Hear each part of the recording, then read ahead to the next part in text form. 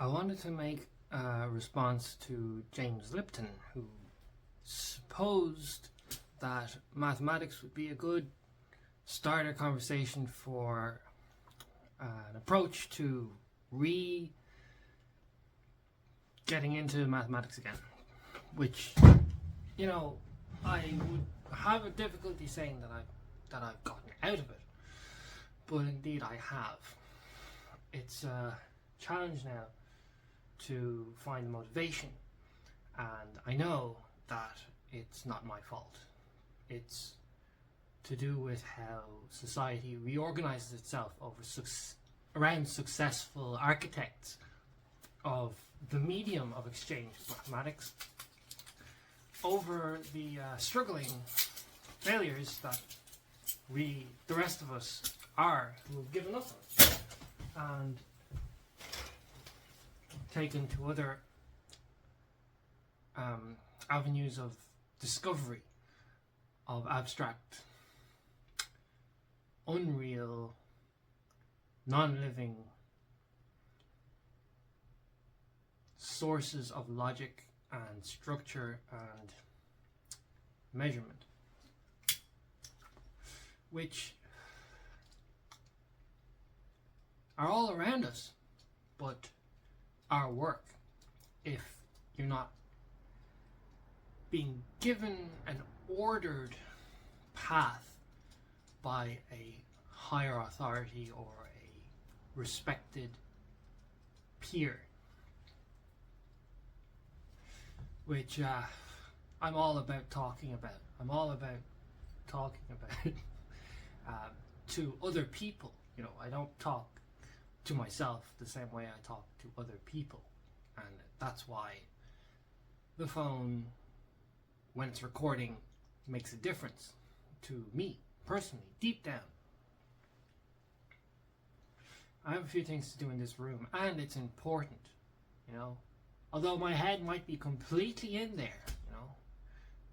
The rest of me is out here, and that's what I should be talking about, but my mind can't get to it. My mind is stuck on the models and the topics of conversation that are sort of always current. It's always more and more current. It wasn't always that way though. Teachers always told us, you know, to study history, and history was always so important because it's, you know, acknowledging that history exists bridges the gap between you and your elders, and that gap is needed to be bridged when we're connecting with each other as others, as strangers, and becoming a brotherhood in the school. You know, yeah, I mean, it can't be all current and showing off and what you've got against the other guy, you know. That's business, and it's underground, and it's hidden, and it's for a reason as well, because we're all ashamed of it. But, you know, this isn't a high octane slam dunk of modern concepts. This is just, I mean, yeah, I got a whiteboard as well. I'm gonna hit that subject, James, that you brought up. Thankfully, I'm so glad you did. But don't look at me like I'm some profiteering scumbag, right? Which, you know, I could be as well. But I expect a kind of a more professional approach to our relationship, if there is one, which, you know, would depend, and also would be a bit too much to ask given the state of things. We should just hope that not too much gets dropped into the void of the fragmented freeware problem that us freeloaders get, which is not being connected and all that. You know, not being connected to the things we ask for, and not appreciating the things we have.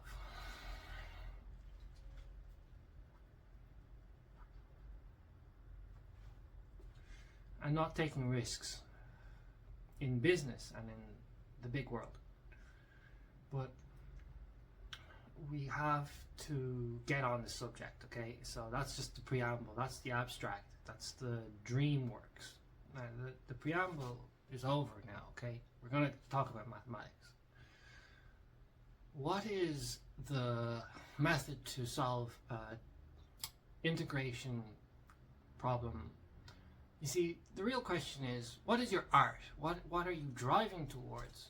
But that's not a question, that's the answer. The answer is what you drove towards. That's what you share, because you know that it's a movement, it's a journey, and anyone can hop on and hop off and find themselves somewhere new. I start off with asking questions. See, I ask questions in school, and being out of school for so long, I don't have like that sort of momentum anymore. So the question of how do you integrate something? Yeah, I understand your difficulty as well. It's like, you know, what do I do? How do I talk about this question? Like, you know, integrating what's the word? Integrating here.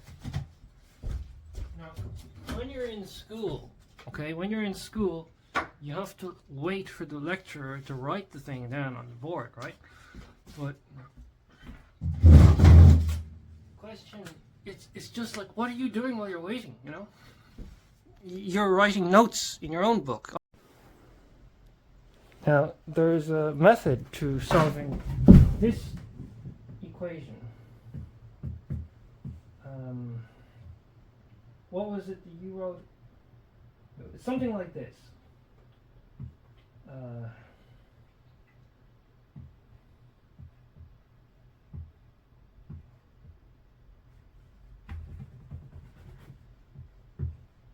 Okay, so this is just a general, whatever it is, doesn't matter, because your question's gone, poof, evaporated. You left it completely unfinished, right? And then you went off to do these numerical calculations freely as a human being, which you have a right to, because it's very informal at the moment. But what does it mean? Why care about it? And you maybe know that already, but I will go into it. It is most clearly expressed as a graph of a line that's curvy, and the integral is the area under that graph, between that graph and the x-axis. But you can imagine that already, and you should probably write it down yourself. I don't have to do this, but what I have to do is explain why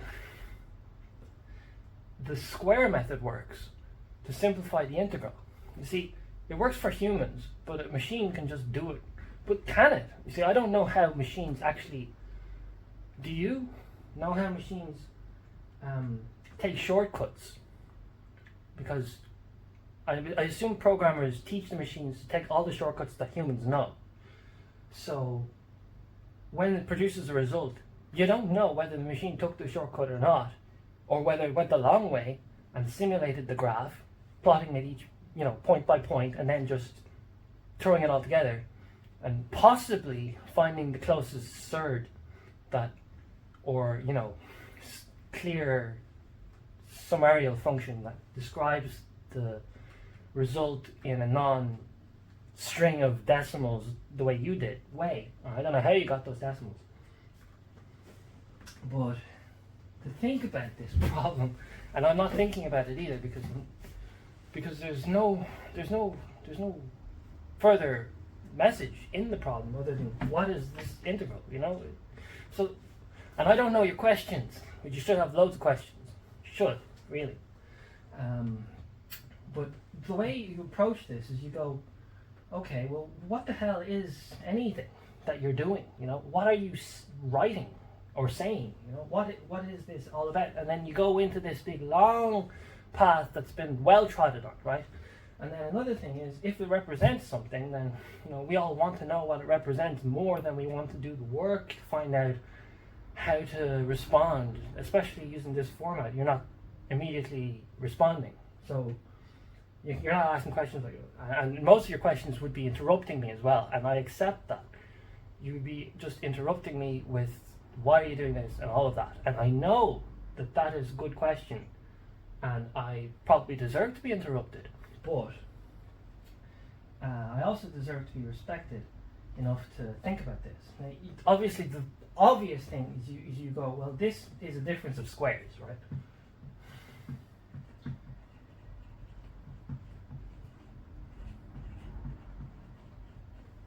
And that's useful because it can be factorized into the sum times the difference of the roots. So you know what that is for anything.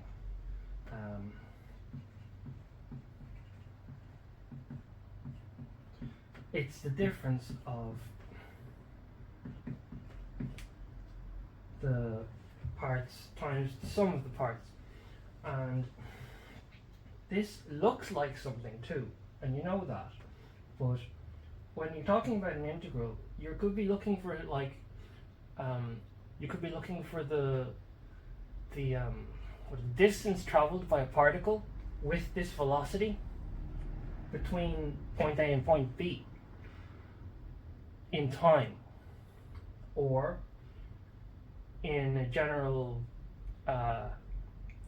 parametrization variable x, which takes it a little bit further into practicality. But you could also say, hold on, why not look at whatever you want to look at, right? I mean, what do I want to show you? Okay, I don't want to show you this because you showed me this, right? And I know the answer is in the tables. It's in the mathematical tables, really. It's just one of those things. It's something like tan or sine or tan or 1 over tan or log, or it has log or a tan or something there, right? And I know there's a way to find out exactly how to get that, but I had other things on my mind, and I will probably do the work. Maybe I'll do the work and then I'll come back and I'll have the answer, but you don't want to know that because you want to know how to make money. So you go, let's say you got compound interest, right? And you want to find the integral of a limit as the partition of time decreases to an infinitesimal quality so that you can feel like you're making money constantly rather than at the end of every month. So you go, I've invested 300, but you don't, because it's not your money you're thinking of. You're thinking about someone else's money. But 300 times an investment, and that makes no sense. But then if you say the investment means something else, then of course it makes sense, but then you're getting away with not actually being honest in your initiation of a conversation. You see, you're starting a conversation. In that case, I'm starting a conversation about something that I don't know what I'm talking about anymore. And I'm actually taking full advantage of the fact that I'm not being interrupted to go on with it. But it's a bad example for most teachers. Teachers don't begin class by starting to waffle non-stop and then expecting nobody to interrupt them. This is exactly the kind of reason why I don't do lectures by myself with a phone, because I don't get interrupted. And at the end of it, you just got this tyranny, right? So what the hell does this mean? Well, like, it's an incomplete question, right? And I can't rub it out because I need water to rub this out, and all I have is tea. But here's the question you have: is you have an amount of money, like represented by area, and then over time there's a little bit more, and the amount that's more is proportional to the amount that was there, but that's after a certain step, and it's how we define the increase in your investment using time periods. And your question, I think, is what if it was a continuum, and you don't start by defining month or week or day when you talk about increasing a thing. Like, say a tree is growing, right? And you don't talk about like suddenly the tree is this much bigger. You know, I mean, we're not talking about the game world here. We're talking about useful mathematics. And yeah, it gets like a phone gets incrementally more bloated with freeware, or bloatware. It's called bloatware, not freeware. It gets incrementally more bloated every update. So, like, in an amount that's proportional to the previous amount of bloatware, do you think that's likely? No. I think it's far more complex. So we won't use that as an example. But what we could use as an example is any kind of process that increases incrementally, I suppose. But is it important to create an example and stand by it? Would it not be more interesting to judge and to present the possibility of a destructive analysis, a deconstruction of current methods? So, yeah, I would. I say that. But you have like, let's, you know, like you could just draw this. Say the room has this much dirt in it, and then you clean it over a certain period of time, and you've cleaned a proportion of the original amount of surface area in the room, free of the dirt. But by the time you've reached this stage, there has been more dirt deposited on it, okay? And that amount of dirt depends on the amount of time that that surface area has been free. And you could say it also depends on the amount of cleaning that has taken place, because when you do cleaning, dust gets up into the air, doesn't it? So you have, let's create a function. You could say the area A0 is the original surface area of covered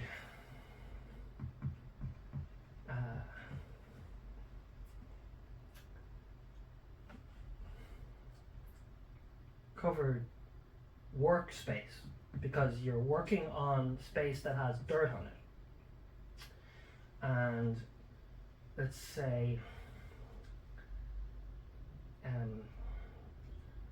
alpha 1 is the percentage of A0.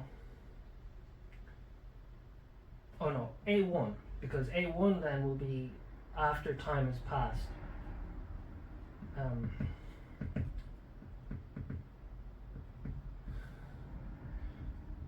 A certain amount of time, the amount of time that it takes to give it a whole sweep. The percentage of that's been swept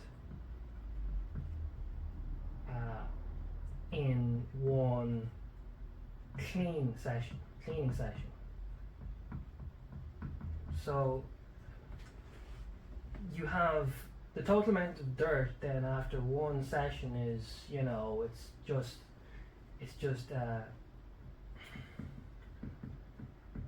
and I won't have time, I won't have space to finish this. But this is a differential equation, I think. I hope, because that would be nice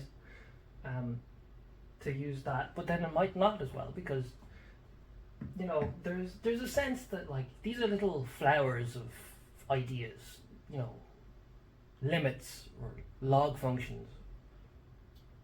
And you don't just drag it out onto the street. You don't use logs when you're sweeping the floor. So why would you even bring it up at all? Only it's the problem at hand. Actually, for me, I need to sweep the floor at some stage, but I also need to come up with excuses not to. You know, reasons to do mathematics. And the total dirt after one session is A0 minus A1, that's very simple, plus, and it's like, this is multiplied by, let's say, D0, which was the density of the dirt originally, and plus the density of this section here, which is plus A1 times D1, right? That's the area of the clean space and the density of the dirt that's been deposited on it. Now, in a room like this, it wouldn't be that much, but in a dirty place, in a really dirty place, you can imagine cleaning things with rags that get dirty as well. You know, as you're cleaning, and you have to use rags that are slightly cleaner than the dirt to clean, but you also have to clean your hands at the end of it. So you always have to have a perfectly clean rag at the end of it, or like a certain amount of water, but the water gets dirtier as you're cleaning. Those kinds of things involve incremental changes, and a lot of the time it's destructive, it's decreasing. It's not something that you're investing in. It's not like money where you're investing in and you want more, and you have this sort of intuitive notion of increase in value which everybody wants. You have this sense of increasing value by decreasing quantity of this material or this dirt, and by subtraction of it, a general sense of ease. For a human being, we can understand that, but it's something that we don't talk about enough. And this can be extrapolated further. There's, at the end of it, imagine cleaning forever. But why would you? Because why would you stop there? Why would you not clean the whole thing, right? That's obvious question. And then, let's say because you don't have time. Or, you know, you could have somebody else comes in, doesn't know what you did, and decides to clean the room again, and can't even recognize the difference between the dirt you removed and the dirt that you didn't get. And then they come in and they go, okay, well, we're cleaning this bit, right? So then that's, you can call that A2. A2 is this region, and that's been swept. So then how do you quantify the total remainder of the dirt? Because some of this dirt will be removed, some of this dirt will be removed, but you can assume that at the end of it, all of that area will have a, sort of a homogeneous level of dirt, and it would be less than the total, and possibly the density of the dirt might be more here than it was here because of the way it spreads. And so you can take areas, and it's a non-linear thing. It's not area over the real line, it's area over the plane. So it's a function of two variables, and it's also one of those composed functions that isn't easily defined by function in simple mathematical terms like sine or cos, but it's something that, as you can see here, is easily modeled with a computer if all the regions are square, which they wouldn't be if you were, say, a bee collecting pollen from flowers, and the flowers in a forest are the areas. All the petals on the flower, all the flowers are the area in question. It's a fragmented, sort of disintegrated region, disconnected but categorically identifiable, and some insects might just cover a swath, or there might be certain repellents in some areas that some insects can't go to. So you could have this like compounding of those things, or you could have consideration for the resource absorptions of different soils beneath the roots of certain plants, like in a garden. You know, one wants to distribute the plants in a garden so that the roots are absorbing nutrients efficiently, and that means making sure that if there's a certain amount of iron that they need, I don't know, do they need iron? Well, if they need iron, there's iron distributed, and of course that depends on the plants that were previously growing there and how it's been covered on. And nobody uses this mathematics for gardening because of course it makes no sense to think too much about it and expect to enjoy a lecture on it. I mean, if you've thought about it, your actions will speak louder than words. But this is something for you to think about, James. And I know it makes very, very messy whiteboard teachings, but I have to clean the whiteboard in order to go any further. And I don't even have the lid. And I want to light my cigarette, and I'm drinking. So, anyway. Okay, so again, I'm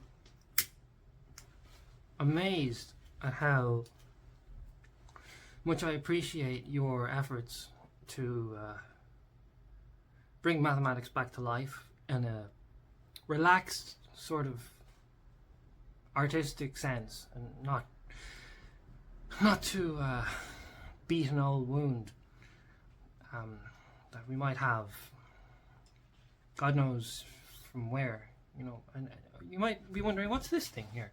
This is the I don't know what to call it, but it's the thing from inside the piano that I took out because some of the keys were broken, and I'm waiting a whole month for replacement braided bridle strings to be imported from America at great cost, so that I can get the piano working again. Oh man, I love playing piano. And I also want to play guitar as well. And I like playing guitar for obvious reasons. It's therapeutic, and I think it has healing properties. To listen to the strings and to listen to them live as well, it's special. But the question of these integrals here is a very good question, really, because obviously if you know how to integrate a fraction of these arbitrary terms, that maybe you know how to integrate the simple terms of an integral, which is useful, but like you gotta find some success story, don't you? You gotta know, well, this is what was used here or there. But actually it's about imagining this other thing. You know these, and you can go on to other things, but then you talk too much about what you can do. It's just other people just take your plans, and then you won't know how to do the only thing that you actually want to do. It will just become a plan, and everybody else will be satisfied that you have work to do, but they won't actually help you get the answers, because they don't want to hear you talking about your own plans. They want to they want to move on, and you're always the slowest one if you have a question. So, do you have a question? And I think you do, James. I think you do. And I also think I don't, because I know you do. So what do? Do I think about this integral a bit more? See, I just made it up, and I'm not sure how it works, but I know that this is what people do when they actually know how it works, and when they know what they're doing, they say, well, take an example of this function. And you see, it's because you really have to really know what you're doing to talk like I'm talking right now. Like, I know I could know, and there's a way that I could do it. I'd sit down and I'd quietly work, and I think carefully, but to talk like only the things I actually really deep down know makes it a bit more human, sure, but also a bit more wasteful. And this video isn't going to be very useful in the future. Who wants to look at it? But the thing is, I want to look at it because I'm in it, and that's annoying to everyone else who wants to know the answer to the question. This question here. This question, like, how do you get the integral? Like, but would I ask this question to anyone else? Only if I'm ready to help get the answer. If I'm really ready to get the answer to this question, I'd have to look at the question, wouldn't I? Instead of a camera. And it's like, that's just a simple function. The answer is in a range of, it's just a real number, basically. Once you have like a start and an end point for this integral, it's just a number, and without those things, it's not a number because it's not clearly defined. You're talking about the area under a curve, but you're not saying exactly where it is. So it's like, where's the king? Where's the king's region? Or where's the, I don't know, where's the garden that you want to calculate how much sunlight it's getting? You don't get that. You get the whole space from minus infinity to plus infinity, and you get the whole function that describes exactly how much area is under that curve. But the curve is defined using very simple terms, so of course the result is going to be in very simple terms. It's pure mathematics, but it's also, see, that this function is a sort of, it's one of these things here, because it's first of all, this is, well, you see, it's got a trigonometric function there, so it's something like, you start off with, you should draw it, really. You should draw each one by one, yeah? And then think about the sum, and then think about the inverse of that sum, the shape of it, and the area under that curve, between that and the x-axis. And that'll be the actual answer. And then to really grasp it, and to really summarize it, is to give it symbols that describe it perfectly. But in the context of the question, you don't just wait for 20 years and then say the answer to this is this, because it's no longer connected to the original question. The original question, James, you asked a few days ago, and it's now difficult for me to actually help you, right? But you know what, talking about like financial returns, what a leap from integration. So that's what you did. You connected the two of them, and I can see how they connect, but there must be other ways too, right? So when I rub this all out, this is terrible, because like this doesn't actually clean anymore. See, it's been there for so long it doesn't clean, so that's really annoying. But when you think about it, it goes on the internet and it could be there forever. But does it go on the internet? Who knows, right? It's up to me, my editing self, later on. So here we go. Anyway, I'm gonna have a drink and maybe talk about something else. You can see how destructive this technology is, Shane, because normally you don't just lose sight of basic things. You don't like let things fall apart when you're working, and then the like ethic that you present when you've decided to throw in the towel and make a video is just totally degenerate, right? It's also fun because, and it should be fun as well. There should be more fun in life. Life is short. Life is short, and you should enjoy it. So, and I love talking about maths, really. you know, and I'm really glad that you know, like I can talk a lot more. I have so much more confidence in the potential conversations that I could have with anyone who wants to talk to me about mathematics. That I just, you know, and am I selfish because I want to talk directly to a teacher or to another student? Or am I selfish because I'm wasting my time smoking cigarettes instead of getting straight to the work? But I have gotten to many good questions, and I've written them all down. A lot of them. Well, you know, thinking about the big problems, you know, that's real tough, actually, and it takes a greater mind than mine, really, because I have to worry about other things. I have to worry about me, you know, and I don't know if that's a good thing to say here, but it's the truth. So,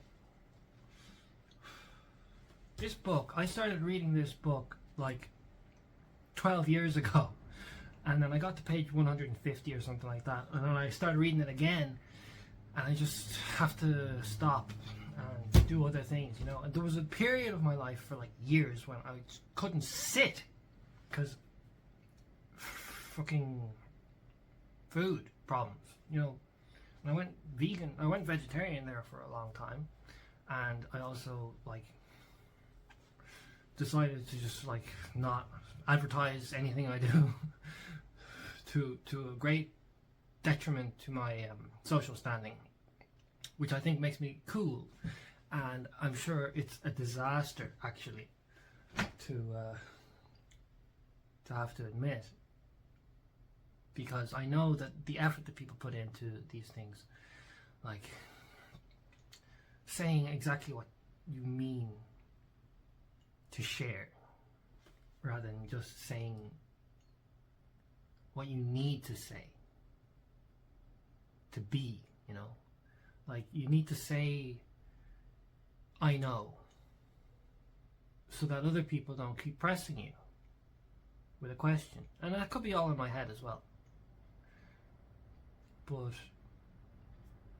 when you have a good teacher, you feel brave enough to ask questions and let them go, and hope that the language you use to express the question stands. Now, I don't use any AI programs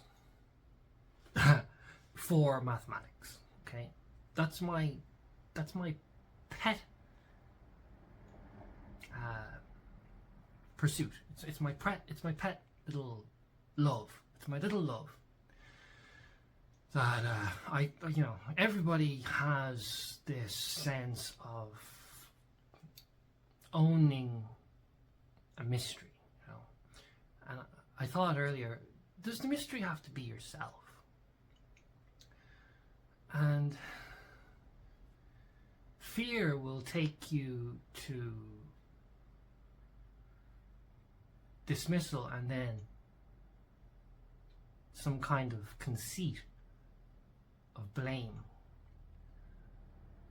And I've seen that, and I've seen the damage it does, and I've always tried to avoid it. And you know, you have your little thoughts where your thoughts measure up potential hazards in thinking itself, and it's like maybe you're you know, you're better off just trying a different way, trying to say things a different way, trying to use what you can to be who you want to be.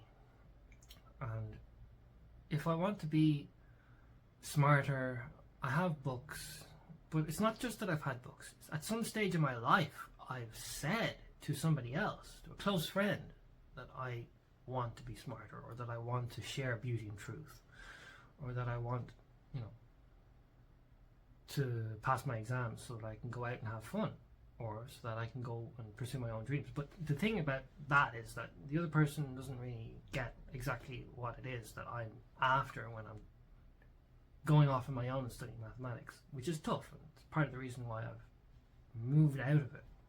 But it's also, in one sense, I've been rescued out of it by, you know, my friend coming up at the end of my lectures and taking me out drinking, or whatever. And that's dangerous.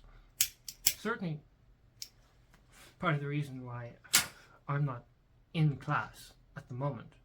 You know, there was many times when I wanted to just study maths all my life. And to be honest, it's as simple as just thinking that I want to do it all my life. That just brings me back to trying.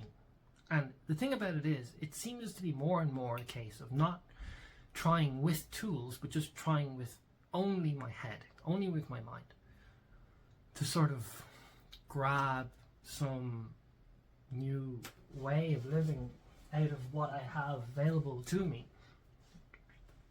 But, you know, I have tried so many things, and that's why so many things remain as they are, because they represent the limits, right?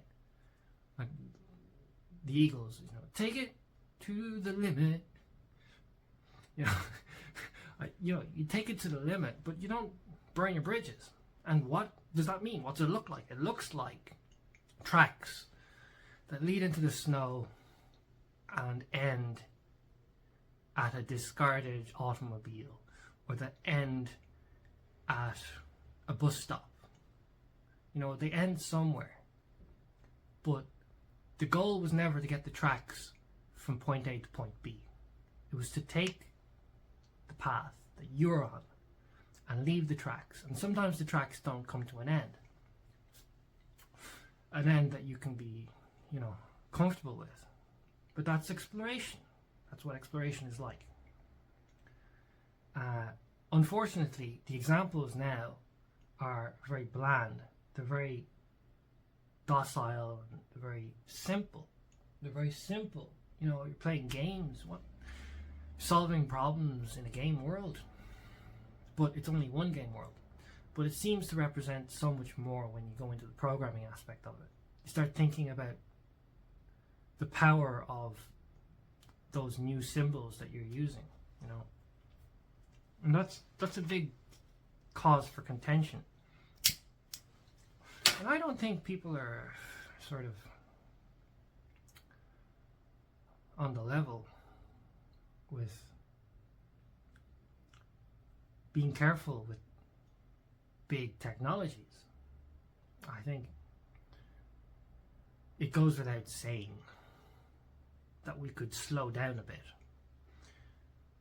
Which is why I admire certain things about your approach to mathematics, James. But I do want to see an improvement over the year. And I want to see more effort made at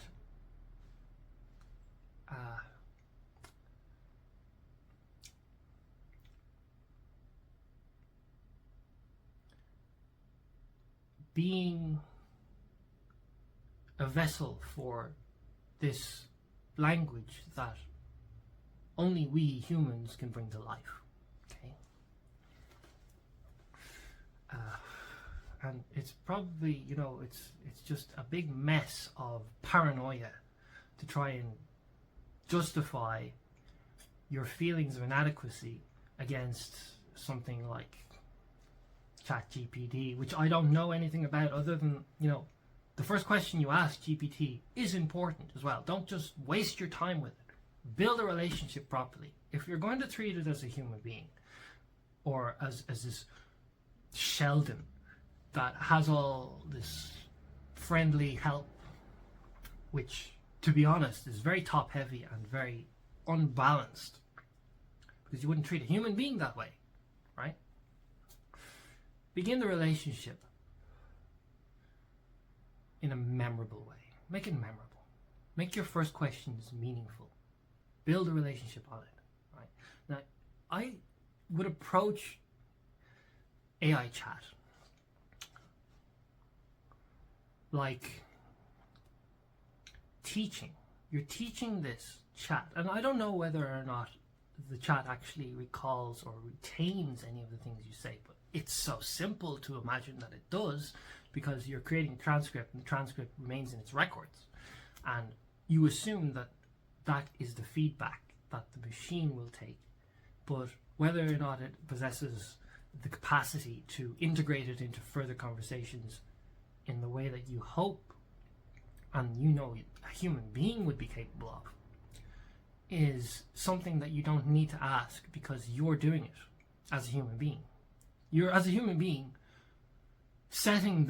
you're setting the precedent for the conversation's terms, okay? So any failures on the machine's part are expected, and you don't get upset over when the bot keeps making the model people fight each other, or when the model people are always repeating themselves. You don't make a big deal out of that because it's not a real person. You know that.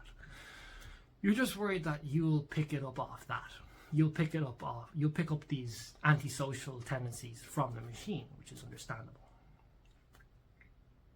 Another good reason not to do it in the first place. But when you look at what else is out there, it's a big mess, and it does seem to help in the high technical end of things where people are swamped with paperwork and they need a way to organize it. But you got to know that you're on this high level of a tower. You're on this tower, and eventually you're going to ask yourself, where's the dirt? And when you get off, you're going to have to climb back on. And climbing back on takes time. It's heavily resource dependent, and you look like somebody who's going back to that tower and back to climb it. You know, like, think about the guy down in the dirt who doesn't use all those things, who always has dirt to stand on. You want to be able to hold the globe you're working with, you know, hold the globe.